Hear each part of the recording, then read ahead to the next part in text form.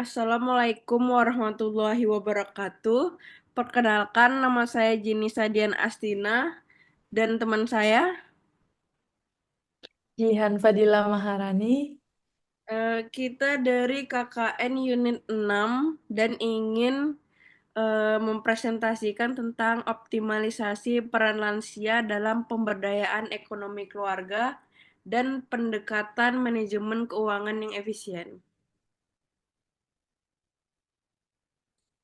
Eh, yang pertama adalah tentang optimalisasi peran lansia dalam pemberdayaan ekonomi keluarga. Situasi yang sering dialami adalah banyak lansia mengalami penurunan peran dalam keluarga, terutama dalam aspek ekonomi. Setelah pensiun, mereka sering dianggap tidak produktif dan hanya bergantung pada anak atau keluarga. Beberapa lansia juga mengalami kesulitan dalam mengakses peluang kerja atau usaha yang sesuai dengan kondisi fisik mereka, sehingga berisiko mengalami kesepian dan kurangnya rasa kebermanfaatan. Selanjutnya adalah faktor utama yang menyebabkan lansia kurang berperan dalam ekonomi keluarga adalah perubahan kondisi fisik dan kesehatan, kurangnya akses terhadap pelatihan keterampilan baru, serta stigma sosial yang menganggap lansia sudah tidak mampu bekerja. Selain itu, kurangnya kebijakan dan dukungan dari keluarga maupun masyarakat membuat mereka sulit untuk tetap aktif dalam kegiatan ekonomi. Yang selanjutnya adalah dampak dari optimalisasi peran lansia dalam pemberdayaan ekonomi keluarga adalah minimnya partisipasi lansia dalam ekonomi keluarga dapat menyebabkan beban finansial yang lebih besar bagi keluarga dan berkurangnya kesejahteraan lansia sendiri. Selain itu, secara psikologis, lansia yang tidak diberdayakan cenderung merasa kurang dihargai, mengalami stres, bahkan depresi karena kehilangan rasa memiliki dan kontribusi terhadap keluarga serta masyarakat.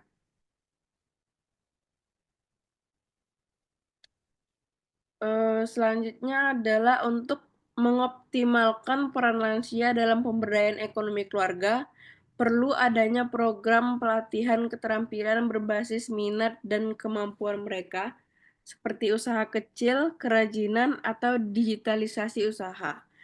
Dukungan keluarga dan komunitas juga penting dalam memberikan motivasi serta akses ke peluang ekonomi yang sesuai. Selain itu, pemerintah dapat berperan dengan menyediakan kebijakan yang mendukung lansia tetap aktif dan produktif, misalnya melalui program kewirausahaan atau kerja paruh waktu yang ramah lansia. Eh, Eh, selanjutnya, selanjutnya akan dilanjutkan oleh Jihan. Slide ini menjelaskan pendekatan manajemen keuangan yang efisien. Situasi yang sering dialami seperti contoh lansia seringkali menjadi target penipuan keuangan karena kurangnya pengetahuan dan kehati-hatian. Cara terhindar dari penipuan terhadap lansia dengan cara yang pertama, waspada terhadap telepon atau pesan yang mencurigakan seperti dengan cara verifikasi terlebih dahulu, cek kebenaran informasi dengan menghubungi langsung pihak terkait seperti bank, perusahaan, dan lainnya melalui nomor resmi. Hati-hati. Kedua, hati-hati dalam bertransaksi keuangan online maupun offline. Yang ketiga, waspada terhadap orang asing. Yang terakhir, gunakan aplikasi resmi. Selanjutnya,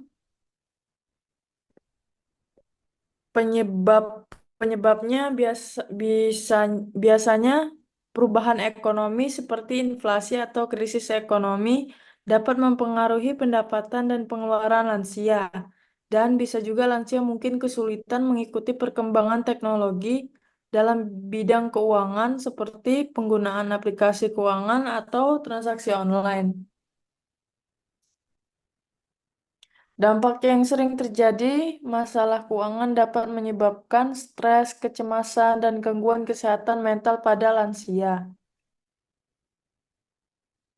Dan solusi dari situasi tersebut memberikan informasi tentang modus penipuan yang sering terjadi dan cara menghindarinya, dan mengadakan pelatihan terkait konsep keuangan dasar, pengelolaan utang, investasi, dan perencanaan keuangan.